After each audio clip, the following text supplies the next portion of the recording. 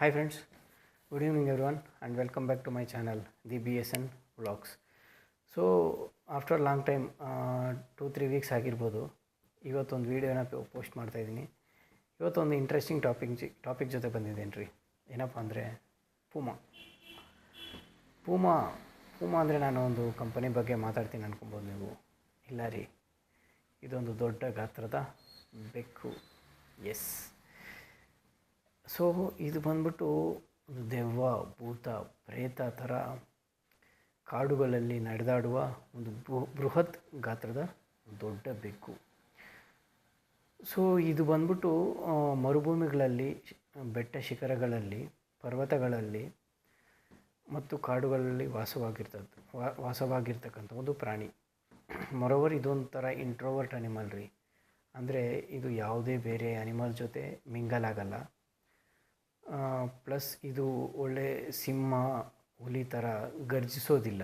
ಇದೊಂಥರ ಪಿಸುಗುಟ್ಕೊಂಡು ಮತ್ತು ಘೋರ ಶಬ್ದಗಳನ್ನು ಎಬ್ಬರಿಸುವಂಥ ಒಂದು ಪ್ರಾಣಿ.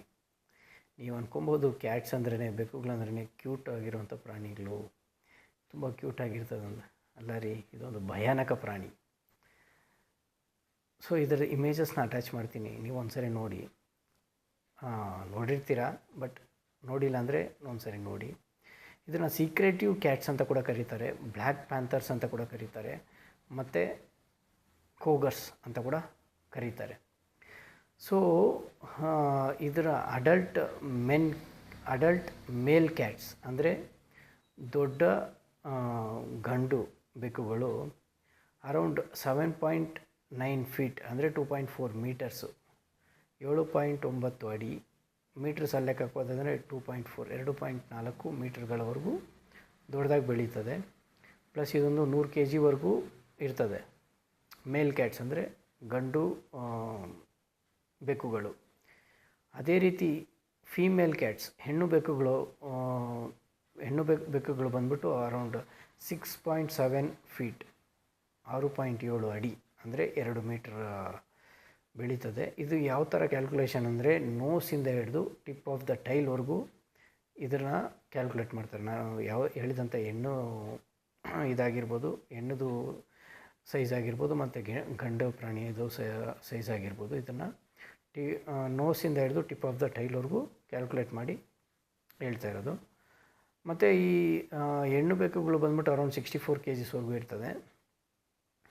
ಮತ್ತು ಕೆನಡಾದ ಹಿಮಭರಿತ ಪ್ರದೇಶಗಳಿಂದ ಹಿಡಿದು ದಕ್ಷಿಣ ಅಮೇರಿಕದ ಕಾಡುಗಳವರೆಗೆ ಸುಮಾರು 28ಕ್ಕೂ ಹೆಚ್ಚು ದೇಶಗಳಲ್ಲಿ ಈ ಪೂಮಾ ಕ್ಯಾಟ್ಸು ವಾಸ ಆಗಿರ್ತದೆ. ನಾನು ಹೇಳಿದಾಗೆ ಇದೊಂದು ಒಂಟಿ ಪ್ರಾಣಿಗಳು. ಇದು ಎಲ್ಲ ಪ್ರಾಣಿಗಳನ್ನೂ ತಪ್ಪಿಸಿ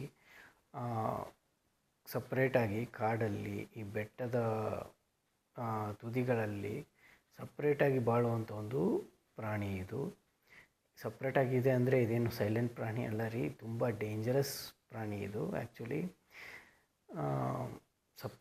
ಇದೊಂದು ಬೇಟೆ ಅಂತ ಬಂದರೆ ಚೀತಾಗಿ ಈಕ್ವಲಾಗಿ ಬೇಟೆ ಆಡಿ ಸಪ್ರೇಟಾಗಿ ತಗೊಂಡೋಗಿ ಅದಕ್ಕೆ ಇರುವಂಥ ಒಂದು ಕಮ್ಯುನಿಟಿ ಇರುವಂಥ ಪ್ಲೇಸಲ್ಲಿ ಇಟ್ಕೊಂಡು ಯಾವುದೇ ಪ್ರಾಣಿ ಜೊತೆ ಮಿಂಗಲ್ ಆಗ್ತೀರ ಬೇಟೆಯನ್ನು ಸೇವಿಸೋಕ್ಕಂಥ ಒಂದು ಪ್ರಾಣಿ ಇದು. ಸೊ ಫ್ರೆಂಡ್ಸ್, ನಾನು ಕೊಟ್ಟಿರ್ತಕ್ಕಂಥ ಈ ಮಾಹಿತಿ ನಿಮ್ಗೆ ಇಷ್ಟ ಆದರೆ ಈ ವಿಡಿಯೋಗೊಂದು ಲೈಕ್ ಮಾಡಿ ಮತ್ತು ಕಮೆಂಟ್ ಮಾಡಿ, ಮತ್ತು ತಪ್ತೀರಾ ನನ್ನ ಈ ಚಾನಲ್ ದಿ BSN ವ್ಲಾಗ್ಸ್ನ ಸಬ್ಸ್ಕ್ರೈಬ್ ಮಾಡಿಕೊಡಿ. ಸೊ ನೀವು ಕೊಡುವಂಥ ಸಪೋರ್ಟು ನನಗೆ ಈ ಸಬ್ಸ್ಕ್ರೈಬ್ ಮುಖಾಂತರ ಸಿಗುತ್ತೆ ಅಂತ ನಾನು ಭಾವಿಸ್ತಾ ಇದ್ದೀನಿ. ಸಪೋರ್ಟ್ ಮಾಡಿ. Thank you friends.